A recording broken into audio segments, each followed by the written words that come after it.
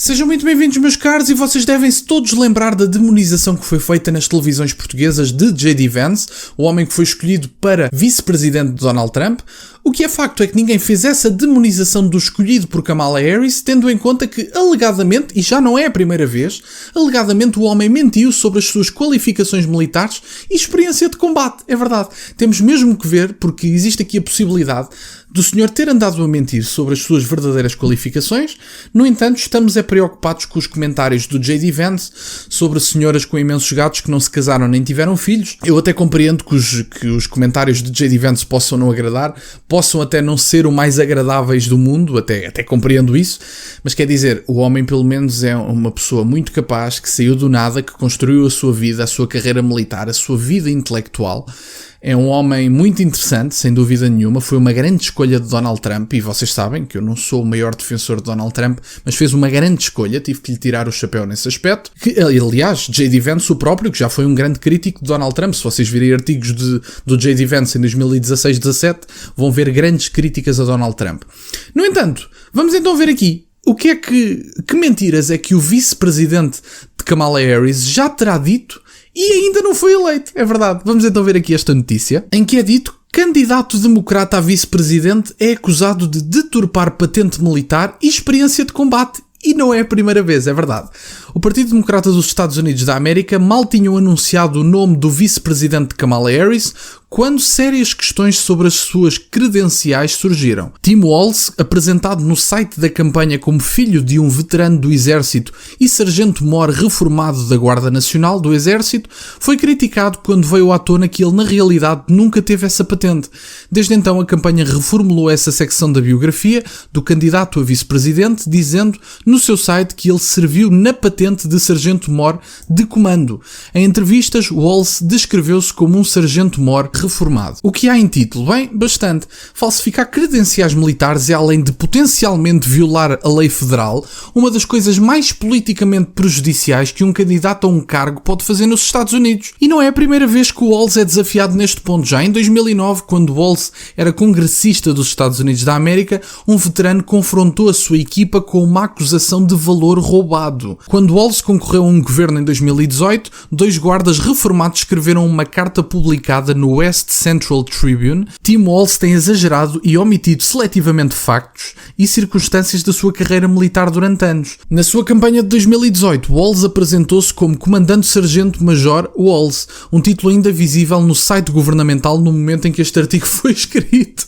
Portanto, o homem tem mudado de patentes, está na vida política, mas tem mudado consecutivamente de patentes e, aliás, pelos vistos nem sequer são verdadeiras. Portanto, além disto ser criminoso, segundo a Constituição dos Estados Unidos, assim parece, é também uma coisa completamente imoral. Quer dizer, convenhamos, há pessoas que, pelos cargos que têm, pelas patentes militares que têm, pela experiência de combate que têm, foram medalhados, presentes a certo tipo de homenagens porque lutaram por elas, lutaram pelo seu país. Algumas delas sangraram e outras nem sequer voltaram. A verdade é só essa.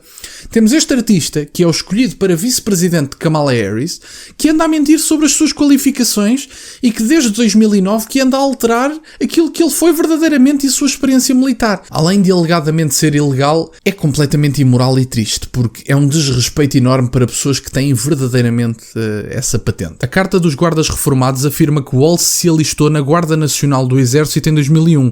Por ele, diz 4, a Carta diz 6 anos.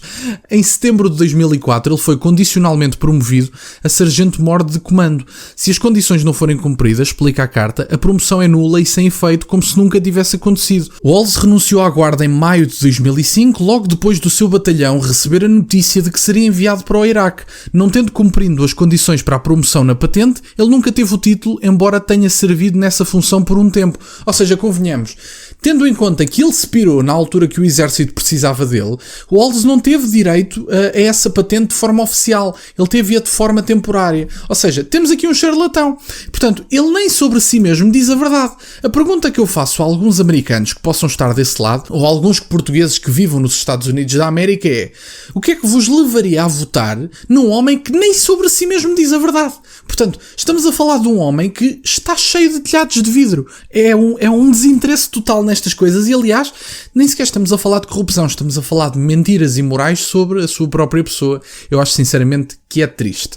A questão surgiu novamente em 2022, quando Walz concorreu a um segundo mandato como governador, quando as suas credenciais foram contestadas pelo seu oponente republicano conservador, o ex-senador estadual Scott Jensen. A oficial de Relações Públicas do Exército, Tenente-Coronel Kristen Auge, disse na época que Walz alcançou o posto de sargento-mor do comando e serviu nessa função, mas reformou-se como sargento-mestre em 2005 para fins de benefício por não ter concluído cursos adicionais. Portanto, convenhamos, pelo que se percebe aqui sobre as próprias qualificações do senhor, ele cumpriu, basicamente, e teria acesso a esse cargo se tivesse cumprido cursos e se tivesse ido em missões para as quais foi chamado e que renunciou ao seu cargo mal foi chamado para missões. Portanto, isto é tudo muito bonito, ter os cargos, mas depois é chamado para cumprir o seu dever e ele pira-se. Portanto, quer dizer, eu tenho muito respeito por pessoas que se alistem no exército e que optem por defender os seus países e muitas vezes outros países. No entanto, quer dizer, servirem-se dos cargos para terem acesso às patentes militares, para terem acesso a reformas militares, e aliás, neste caso nem é reforma especificamente, é a patente específica que lhe dá algum gozo de utilizar até para possivelmente atrair algum eleitorado, isso não é bonito. E aliás, fica muito mal a qualquer pessoa. Eu não acho que seja válido qualquer pessoa servir-se das forças militares, porque as forças militares devem servir para proteger o país e os cidadãos. São pessoas que têm noção dos riscos quando vão para as forças militares e que têm noção que podem ser chamados para missões que podem, inclusive, pôr em risco as suas vidas. E, portanto, eu compreendo que isso possa não ser para toda a gente. Sinceramente, tenho toda a compreensão por isso. No entanto, se não é para toda a gente, pessoas que sabem que não é para si, que não se registem única e exclusivamente porque querem ter acesso a determinada patente, mas quando são chamados a cumprir o dever, fogem. Isso não é bonito. Não é bonito, fica mal, é um desrespeito às forças militares, é um desrespeito ao país e é um desrespeito aos cidadãos que estão a pagar para que essas forças militares existam, porque, quer dizer, é financiado pelos contribuintes e, portanto, que assim continua a ser. São pessoas que devem ser bem pagas, bem recompensadas, que devem ter todo o respeito dos cidadãos e dos governos. No entanto, que não se desrespeita aquilo que são as forças armadas. Quer dizer, as forças militares têm que ser respeitadas.